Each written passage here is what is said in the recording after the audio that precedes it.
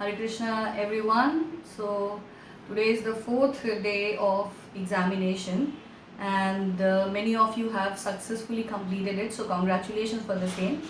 Today's video I will record it in Hindi so for everybody to understand. So आज का video Hindi में बोल के बताती हूँ क्योंकि कुछ परेशानियाँ हैं जो सबको इन जनरल आ रही हैं जहाँ स्कूल आपकी मदद नहीं कर पाएगा. सो पहली चीज़ है लॉगिन टाइम. आपको लॉगिन करना है 8:45 पे. 8:45 मतलब 8:45 बजे लॉगिन करना है. अगले 15 मिनट आप वेट करेंगे. ऑथराइजर्स प्रॉक्टर्स आपको एग्ज़ाम हॉल में लेट इन करेंगे और वहाँ से आपको वो लाइव देख सकते हैं. फिर 9 बजे से आपका पेपर शुरू होगा.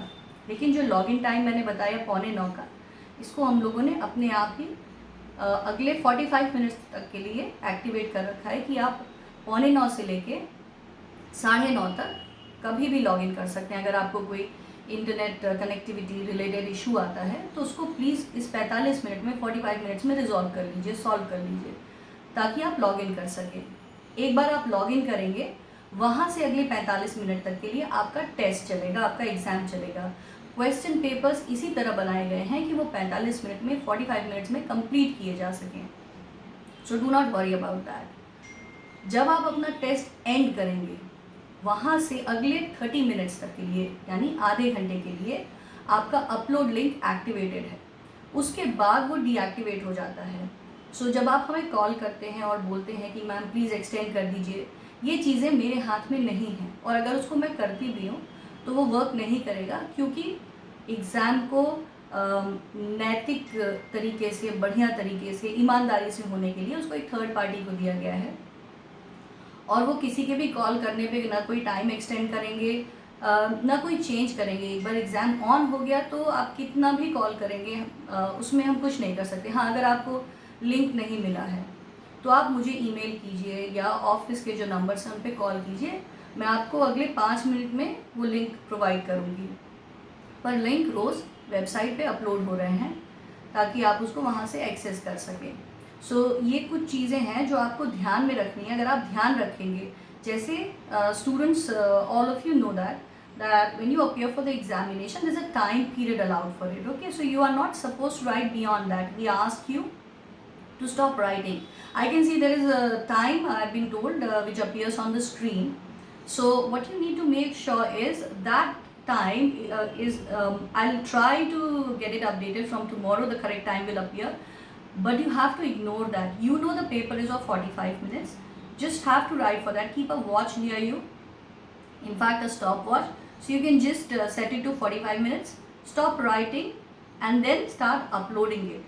So अगर आप 45 मिनट से ज़्यादा लेते हैं लिखने में तो क्या हो रहा है कि आपका अपलोड लिंक एक्सपायर कर रहा है क्योंकि उसकी एक टाइम ड्यूरेशन है कि वो कितने बजे तक एक्टिव रहेगा. तो अगर हमने लॉगिन टाइम अलाउ किया 9:30, वहाँ से अगले 45 मिनट्स को जोड़ के वहाँ पे वो डीएक्टिवेट हो जाएगा क्योंकि आपको उसके आगे लिखना किसी को भी अलाउड नहीं है फिर exam. So please be very careful about it. I want all of you to appear for the examination. We have worked really hard for it and we want you to do well in this exam.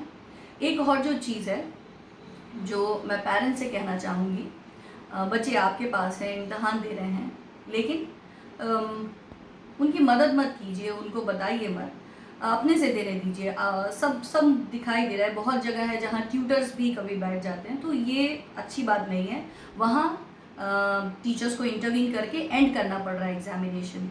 ये जो recording आपकी है exam की, ये मेरे पास हर दिन की available है. तो पिछले 4 दिनों में भी जो इम्तहान हुए हैं, जो एग्ज़ाम्स हुए हैं, वो पूरी रिकॉर्डिंग मेरे पास अवेलेबल है और उसको कभी भी मैं या स्टाफ प्ले करके हम लोग देख सकते हैं.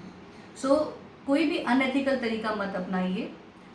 मैं इसमें बल्कि तारीफ़ करूँगी, बहुत सारे क्लासेस हैं जहाँ छोटे क्लासेस हैं वहाँ लोग टाइम पे एंड कर रहे हैं एग्ज़ाम, बट ऑन स्क्रीन देख पा रहे हैं हम लोग कि पेरेंट्स बच्चों की मदद कर रहे हैं. कहीं कहीं ज़रूरी है जहाँ बच्चे क्वेश्चन पेपर नहीं रीड कर पाएंगे उसको देख के मैं और मेरा स्टाफ अलाउ कर रहे हैं, उसमें कोई बात नहीं है.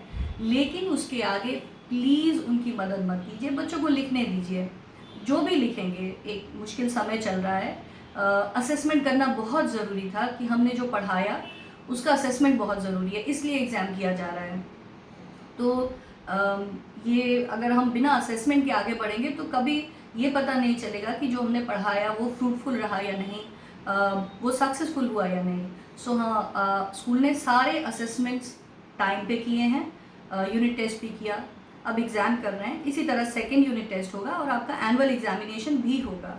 सो मेक श्योर कि आप सारे रूल्स एंड रेगुलेशंस फॉलो कर रहे हैं, and I am very proud and happy. In fact आप सभी मेरी उम्मीद से बेटर कर रहे हैं, so I am very happy and I congratulate कि आपने भी, जैसे आपके टीचर्स ने या स्कूल ने अडाप्ट किया, आपने भी तुरंत अडाप्ट किया है। So congratulations to all of you.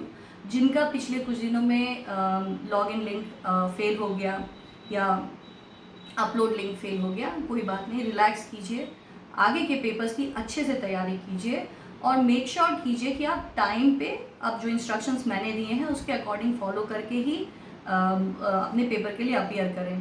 कान में ईयरफोन नहीं लगाएंगे। None of the students you are not going to wear earphones during the examination, और do not ask people.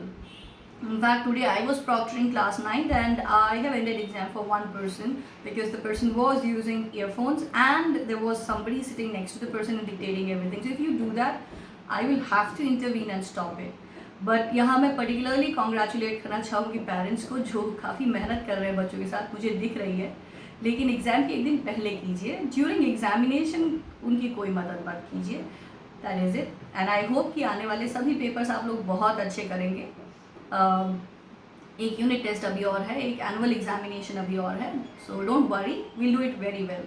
So take care everybody, good luck for your examination. Hare Krishna.